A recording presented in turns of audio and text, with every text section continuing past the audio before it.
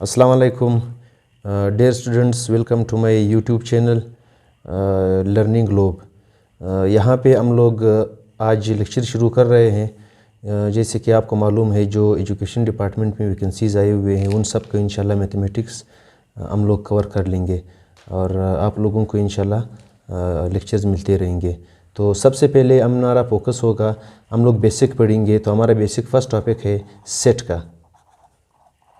क्या सेट? अब सेट हमारे पास क्या है? चूँकि आप लोगों के पास तो ज़ाहिर सी बात है डिफिनेशंस तो नहीं आएंगे, वहाँ पे ऑब्जेक्टिव टाइप्स क्वेश्चंस होंगे।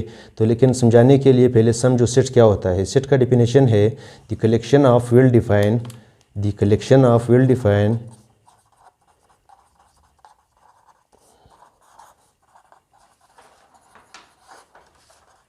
Defined and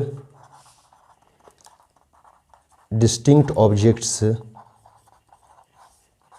is called set. अब यहाँ पे द कलेक्शन हम बोलते हैं मजमुए को। सेट जो है वो दरअसल एक मजमुआ होता है well define and distinct objects का। वेल डिफाइन क्या है? वेल डिफाइन का मतलब है वाज़े होना चाहिए। जैसे कि किताबों का अगर सेट लिखा है तो किताब वाज़े तौर पर पता चल रहा होगा, वाज़े तौर पर समझ में आ रहा होगा कि किताबों का सेट है। या सेट ऑफ कलर्स है तो हम लोगों को जो है पता चल रहा होगा कि ये कलर्स का है, यानी वाज़े होंगे, वो जो एलिमेंट्स होंगे सेट के अंदर वो वाज़े होंगे। और साथ ही में डिस्टिंक्ट ऑब्जेक्ट्स का जो लफ्ज़ इस्तेमाल किया गया है, डिस्टिंक्ट ऑब्जेक्ट्स का ये है कि उस सेट के अंदर जो होंगे वो मुख्तलिफ एलिमेंट्स होंगे। जैसे कि मैं बताता हूँ आप लोगों को कि हम लोग 1 2 2 3 अगर लिखा है सर, हम लोगों ने कलेक्शन लिखा है, वेल डिफाइन है कि नंबर्स है, लेकिन चूंकि यहाँ पे 2 रिवाइज हुआ है तो ये सेट नहीं है। आप लोगों से ऐसे सवाल पूछ सकते हैं कि 1 1 2 is a set, B not set, 3 कोई और ऑप्शन गिवन होगा या नन ऑफ दीज गिवन होगा तो आप कहोगे कि नॉट सेट, क्योंकि सेट के अंदर जब एलिमेंट्स रिपीट होंगे तो वो सेट नहीं रहता। तो the collection of well defined and distinct objects is called set. कहने का मतलब ये है कि सेट जो है वो दरअसल वाज़े और मुख्तलिफ चीज़ों का मजमुआ होता है। अब सेट को कैसे लिखा जाता है? सेट को लिखने का ये तरीका है कि सेट को जब नाम देते हैं तो capital letters A B C इस्तेमाल करते हैं, और सेट के अंदर जो होते हैं वो एलिमेंट्स कहलाते हैं। क्या कहलाते हैं? एलिमेंट्स कहलाते हैं। और वो एलिमेंट्स जो होंगे वो या तो 1 2 3 नंबर्स होंगे, या हमारे पास क्या होंगे, या हमारे पास ए बी सी अल्फ़ाबेट्स होंगे। और ऐसे भी हो सकता है कि किसी ने लिखा है कि यहाँ पे रेड लिखा है, ब्लू लिखा है और येलो लिखा है। तो ये जो है ये हो गया सेट ऑफ कलर्स। क्या हो गया? Set of colours, red blue yellow. वाज़े तौर पर पता चल रहा है कि कलर्स की बात हो रही है और डिफरेंट है, रेड ब्लू येलो, कोई रिपीटेशन यहाँ पे नहीं होती। अब नाम आप कोई भी रख सकते हो, ए रख सकते हो, बी रख सकते हो, सी रख सकते हो, डी रख सकते हो। ये हो गया हमारे पास सेट, और आप लोगों से ऐसे सवाल पूछा जा सकता है। फिर इसके आगे जब हम लोग जाएंगे, फिर हमारे पास जो सबसे अहम चीज़ है वो है कुछ बुनियादी सेटें। कुछ बुनियादी सेटें हमारे पास होते हैं, उनको आप लोगों ने समझना है कि सबसे पहले सेट को जो है, बुनियादी सेट क्या है, हम लोग इंग्लिश में उसको बोलते थे natural number, set of natural number. और ये सेट ऑफ नेचुरल नंबर का जो सेट है उर्दू में हम लोग उसको बोलते थे कुदरती आदात का सेट।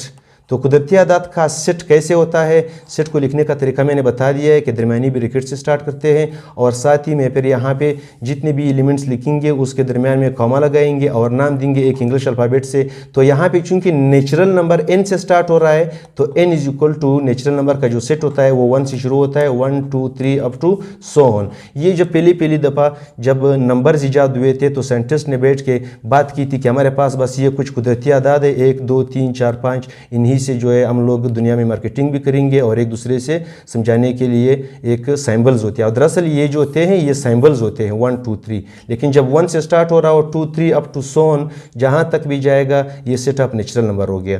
फिर दरमियान में क्या हो गया? दरमियान में कोई साइंटिस्ट ने ज़ीरो ईजाद कर लिखी। ज़ीरो भी तो एक नंबर है। तो इन लोगों ने कहा कि ये ज़ीरो जो हमारे पास हम लोगों ने जो बात की थी नेचुरल नंबर, वो अब कंप्लीट हो गए, यानी set of all number. Urdu में हम लोग बोलते थे, याद होगा, मुकम्मल आदात का सेट। और ये मुकम्मल आदात का सेट इसलिए बोला जाता था क्योंकि नेचुरल नंबर में उन लोगों ने ज़ीरो डाल दिया, 0 1 2 3 अप टू सो ऑन। तो ये हो गया सेट ऑफ ऑल नंबर। और ये बेसिक सेट्स है, ये हर एक को आने चाहिए, बेसिक सेट्स है ये। पेपर में ऐसे पूछा जा सकता है, आपको ये गिवन होगा, ये सेट गिवन होगा और यहाँ पे लिखा हुआ होगा ऑप्शन ए में कि ये है सेट ऑफ नेचुरल नंबर है या सेट ऑफ होल नंबर है या नन ऑफ दीज, तो आप सेट ऑफ होल नंबर पे निशान लगाओगे। ऑब्जेक्टिव टाइप्स इसकी इस तरह बनते हैं। तो सेट ऑफ होल नंबर ये आपके पास हो गया।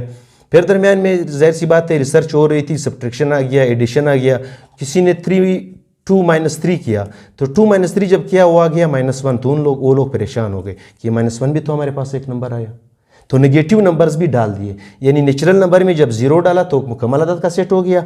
अब इसमें जब नेगेटिव नंबर डाल दिए उसको बोलते हैं इंग्लिश में हम लोग सेट ऑफ इंटीजर्स बोलते हैं। क्या बोलते हैं? Set of integers.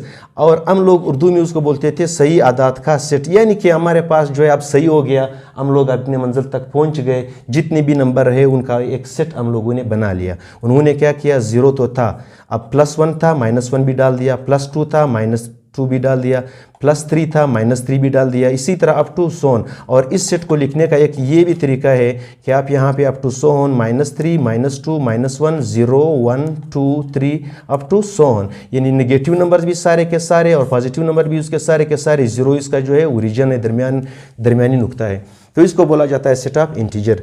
ये कुछ सीटें हैं जो आप लोगों को बिल्कुल बहुत ही अच्छे तरीके से आने चाहिए। अब इसके बाद हमारे पास फिर आ गया सेट ऑफ रेशनल नंबर आ गया। क्या आ गया? Set of rational number. तो चूंकि हम लोग बेसिक पढ़ रहे हैं, ज़्यादा हम लोग जो है गहराई में नहीं जाएंगे, तो अब मैं आप लोगों को बताऊंगा कि natural number set of integers क्या होते हैं, सेट ऑफ रेशनल नंबर। ये भी एक बहुत ही अच्छा टॉपिक है। रेशनल नंबर का जो सेट होता है वो क्या होता है? वो नंबर्स जिनको हम पी और क्यू की फॉर्म में लिखते हैं। इट मीन्स दैट कि हम लोग जब बटे या फ्रैक्शन की फॉर्म में दो नंबर्स लिख लेते हैं और उन दो नंबर्स का ताल्लुक था इंटीजर के साथ, तो हमारे पास ये जितने भी बटे वाले नंबर है जिनमें p और q का ताल्लुक z से हो और q 0 के इक्वल ना हो और इसको सेट की फॉर्म में लिखोगे तो इसको कहा जाता है सेट ऑफ रेशनल नंबर। और इसका डिफिनेशन इस तरह है, फिर आप लोग आगे इस पे लेक्चर के बाद किताब देख सकते हो, किताब से फिर आप लोग बेशक बहुत अच्छे तरीके से अंडरस्टैंड कर सकते हो कि the number which can be written in the form of p और q where p q belongs to z and q is not equal to 0, this is called set of rational number. और एक है हमारे पास set of irrational number. वो set of irrational number फिर क्या होता है? सेट ऑफ इरेशनल नंबर ये होता है कि जिनको आप बटे की फॉर्म में तो लिख रहे होते हो, लेकिन जिसमें p का ताल्लुक z से न हो या q का ताल्लुक जो है वो z से न हो, तो बटे की फॉर्म में, लेकिन जो एलिमेंट से ऊपर नीचे उनका ताल्लुक z से नहीं है। और z मैंने आपको बताया था क्या है हमारे पास, ये सेट ऑफ z था। जैसे कि अब आप लोग कहेंगे कि हमें एग्जाम्पल दिया जाए, तो एग्जाम्पल आपके पास ये है कि आप अगर √2/3 लिखते हो, ये भी तो बटे की फॉर्म में आपने लिखा है, 3 का ताल्लुक तो z से है, लेकिन √2 जो है उसका ताल्लुक जो है वो z से नहीं है, तो इसका मतलब है ये इरेशनल नंबर कहलाते हैं। और इरेशनल नंबर जो होते हैं हमारे पास और रेशनल नंबर जो होते हैं, जब इन दोनों का यूनियन लिया जाता है, इन दोनों को आपस में कंबाइन करते हैं, तो ये हो जाता है सेट ऑफ रियल नंबर। और इसको कहा जाता है सेट ऑफ रियल नंबर या हकीकी आदात का सेट। हकीकी आदात का सेट क्या होता है? वो सेट जिसमें रेशनल और इरेशनल दोनों को मिला के लिया जाए, जिसमें आपके पास नेचुरल नंबर भी आएगा, ओल नंबर भी आएगा, इंटीजर्स भी आएंगे। कैसे आएंगे? अब कोई बंदा कहता है कि सर ये 5 मैंने लिखा है, कोई बंदा ये कहता है कि सर ये 5 तो जो मैंने लिखा है ये मेरे पास रेशनल नंबर है कि नहीं है? जी हाँ, ये रेशनल नंबर है तो ये नेचुरल नंबर भी है, ये तो नेचुरल नंबर के अंदर भी मौजूद है और ये ओल नंबर के अंदर भी मौजूद है, ये इंटीजर्स के अंदर भी मौजूद है, लेकिन ये रेशनल नंबर भी है। क्यों? क्योंकि हम लोग 5 को जो है 5/1 लिख सकते हैं कि नहीं लिख सकते?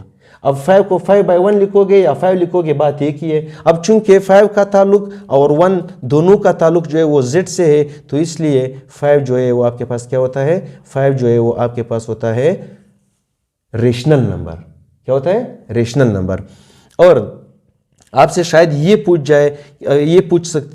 आप लोगों से पूछ सकते हैं कि सेट ऑफ रेशनल नंबर, आपके पास एक ऐसा नंबर गिवन होगा √2/3 और आपसे कहा जाएगा कि इसका ताल्लुक जो है ये नेचुरल नंबर से है, ओल नंबर से है, इंटीजर से है या रेशनल से है या इरेशनल से है। तो आप इरेशनल नंबर पे जो है क्लिक करोगे तो आपके पास इस तरह के कुछ क्वेश्चंस बन सकते हैं। अब इसके बाद हम लोग आते हैं, कुछ ऑपरेशंस होते हैं सेट्स के ऊपर, जैसे हम लोग ऑपरेशंस करते हैं नंबर्स में। अब फॉर एग्जांपल 2 और 3 हमारे पास नंबर है।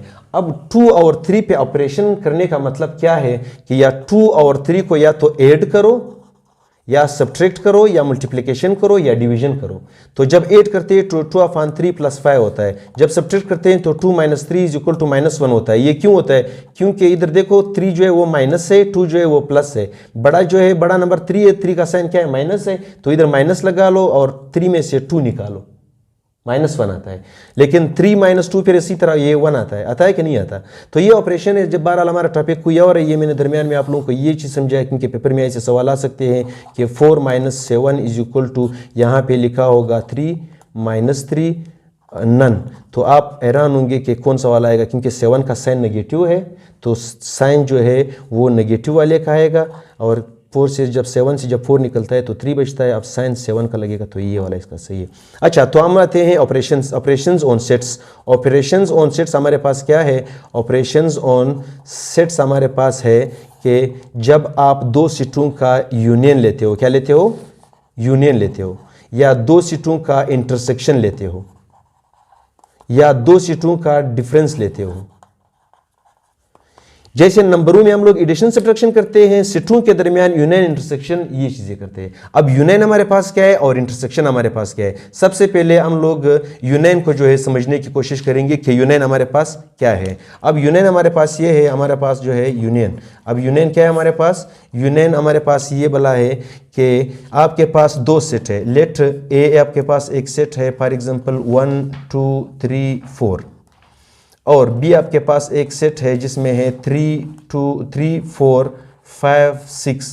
आपसे कहा जाए कि इन दोनों के दरमियान यूनियन लिया जाए या ए यूनियन बी मालूम करो, तो आप कैसे मालूम करोगे? आप ऐसे मालूम करोगे कि आप सेट ए इस तरह लिखोगे कि सेट लेट ए सेट आपने लिया, ए सेट आपके पास आ रहा है 1 2 3 4, और बी सेट आपने लिया 3 4 5 6। अब इन दोनों के दरमियान जब आप यूनियन लोगे तो आप इस तरह लिखोगे कि ए यूनियन बी। आप क्या लिखोगे? ए यूनियन बी लिखोगे, ए यूनियन बी। अब ए यूनियन बी आपके पास क्या जाएगा? पहले आप सेट ए लिखो 1 2 3 4, फिर दरमियान में यूनियन लगा के सेट बी लिखो। सेट बी हमारे पास क्या है? 3 4 5 6, 3 4 5 6। अब इन दोनों के यूनियन जब लेंगे तो वो भी एक सेट आएगा, और उस सेट में दोनों के तमाम के तमाम एलिमेंट्स होंगे। यूनियन का मतलब ही तो ये कि इत्तेफाक, दोनों आपस में इत्तेफाक कर लेते।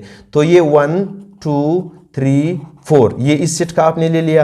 अब इस सेट का जो आप ले रहे हो, जो एलिमेंट्स रिपीट हो रहे हैं वो आपने दोबारा नहीं लिखने, वो आपने इस सेट के थे लिख लिए, तो इस सेट की फिर जरूरत नहीं है, ये हो जाएगा 5 6। तो यूनियन क्या है? यूनियन ये है कि अगर ए और बी का आप यूनियन ले रहे हो तो इसका मतलब है कि आप उन दोनों सेटों के अरकान को एक ही सेट में लिखो, जो एलिमेंट्स रिपीट हो रहे हैं वो एक दफ़ा लिखो, तो ये यूनियन कहलाता है। इतना ही एग्जाम्पल काफ़ी होगा मेरे ख्याल से। और इसके बाद हम लोग बात करते हैं इंटरसेक्शन पे।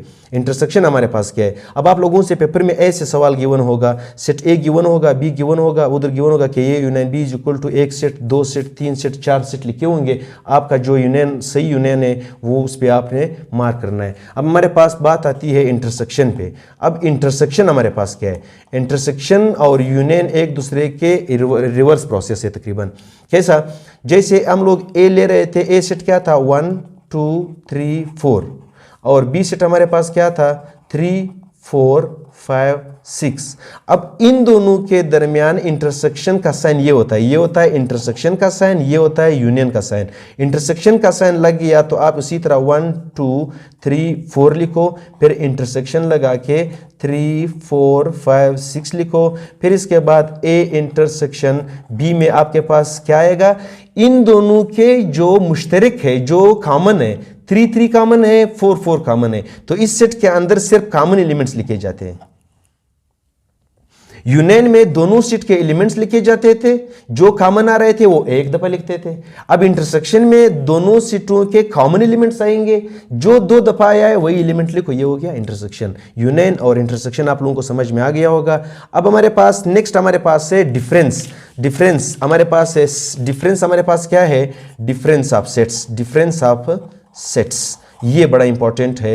ये डिफरेंस ऑफ सेट्स को ज़रा आप लोग गौर से समझो। ये डिफरेंस ऑफ सेट हमारे पास ये है कि अगर आपके पास एक सेट ए उसी तरह 1 2 3 4 गिवन है, दूसरा सेट बी आपके पास गिवन है 3 4 5 6, और आपसे कहा जाए कि ए माइनस बी फाइंड करो, या b माइनस ए जब फाइंड करेंगे तो क्या आएगा, इसमें हमारा जो है बहुत ज़्यादा मदद करेगा।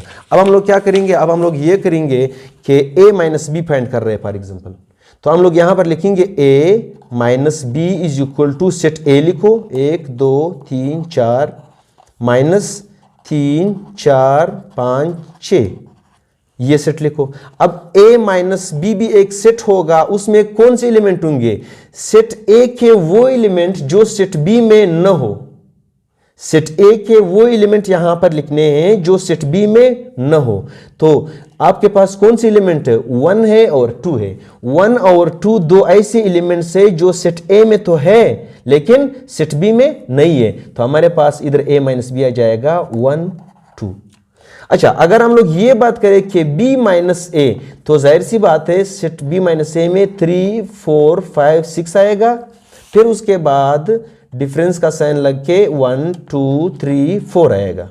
अब आप कहोगे कि इस सेट b के वो एलिमेंट इधर आएंगे, b माइनस ए में सेट b के वो एलिमेंट आएंगे जो सेट b में तो है लेकिन सेट a में नहीं है। वो कौन कौन से एलिमेंट है, एक 5 हो गया एक 6 हो गया, तो इस सेट के अंदर आएगा 5 6। और एक बात आप समझो कि a माइनस बी जो है वो कभी भी b माइनस ए के इक्वल नहीं होता, जबकि a union b union a equal होते हैं। a इंटरसेक्शन b और b इंटरसेक्शन a इक्वल होते हैं, ये भी इक्वल होते हैं, और a माइनस बी और b माइनस ए ये जो है कभी भी इक्वल नहीं होते, क्योंकि a माइनस बी आप देखो 1 2 आ गया और b माइनस ए आ गया 5 6। आपसे इस तरह का भी सवाल पूछा जा सकता है कि a minus B blank space b minus A blank space में यहाँ पे not equal to, number 2 equal to, number 3 none, इस तरह का ऑप्शन होगा। आपसे कहा जाएगा कौन सा ऑप्शन है, तो आप वो यहाँ इस ऑप्शन पे ऐसे मार्क करोगे तो आपका ये सवाल सही हो जाएगा।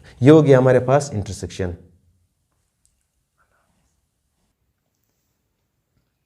अच्छा, तो इसके बाद हमारे पास अब बात आती है complement of set, complement of sets. तो ये कंप्लीमेंट ऑफ सेट्स हमारे पास क्या होता है, दरअसल ये जो मैंने आप लोगों को डिफरेंस समझाया इसी डिफरेंस से रिलेटेड है। कंप्लीमेंट ऑफ सेट ये है कि आपसे कहा जाए एक सेट ए गिवन है आपके पास, 1 2 3 4 गिवन है, और आपको एक सेट यू भी गिवन होगा, और सेट यू यूनिवर्सल सेट कहलाता है। वो मैं आपको समझाऊंगा कि ये यूनिवर्सल सेट किस बला का नाम है।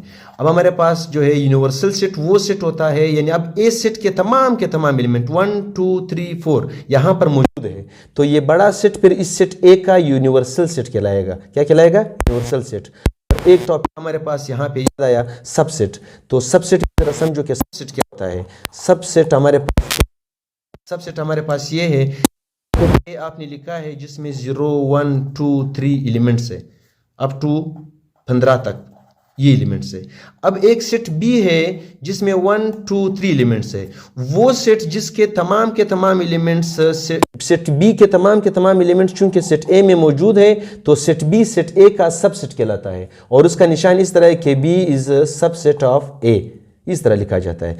तो ये सेट में ए जो है वो सबसेट होना चाहिए यू का, तो फिर लोग ए का कंप्लीमेंट निकाल सकते हैं। अब ए के कंप्लीमेंट को किस चीज से नोट किया जाता है, ए के ऊपर एक छोटा सा सी लगा के या ए के ऊपर डैश लगा के, दरअसल ये जो है सिंबल है ए कंप्लीमेंट का। अब ए कंप्लीमेंट कैसे निकाला जाता है, अगर आपसे कहा जाए कि फाइंड द ए कंप्लीमेंट, तो ए कंप्लीमेंट के निकलने का तरीका ये है, होता है वो इक्वल होता है u माइनस ए का, क्या, और ये u माइनस ए वही डिफरेंस वाली बात आ गई। अब u माइनस ए में आप सेट u के एलिमेंट लिखो 0 1 2 3 4 5 6 लिखो, माइनस सेट a लिखो, सेट a के एलिमेंट्स हमारे पास है 1 2 3 एंड 4। अब हमारे पास a कंप्लीमेंट क्या हो गया, हमारे पास हो गया u इज इक्वल टू, हमारे पास हो गया a कंप्लीमेंट हो गया हमारे पास u is a complement is equal to, ये u माइनस e की अब लिखने की जरूरत नहीं है। इस सेट u के वो एलिमेंट लिखो जो सेट a में न हो, तो वो कौन कौन सा एलिमेंट है, 0 हो गया 5 हो गया 6 हो गया। इस सेट को कंप्लीमेंट ऑफ सेट a कहलाता है, जिसको हम लोग इसे नोट करते हैं।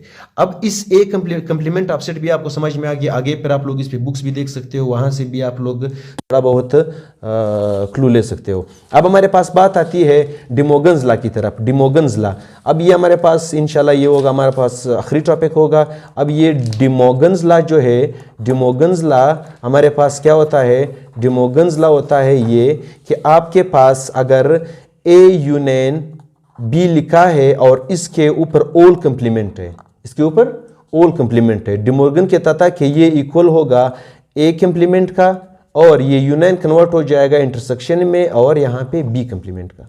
और इसको जो हम लोग ऐसे भी लिख सकते हैं कि A union B complement is equal to A complement intersection B complement.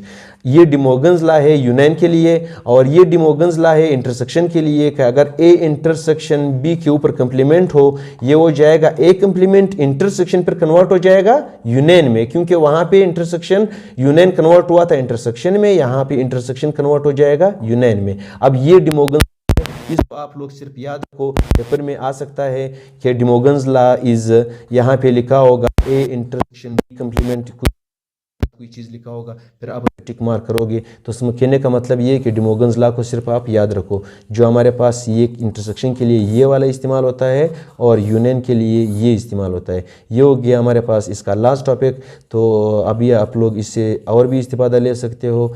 Thank you so much.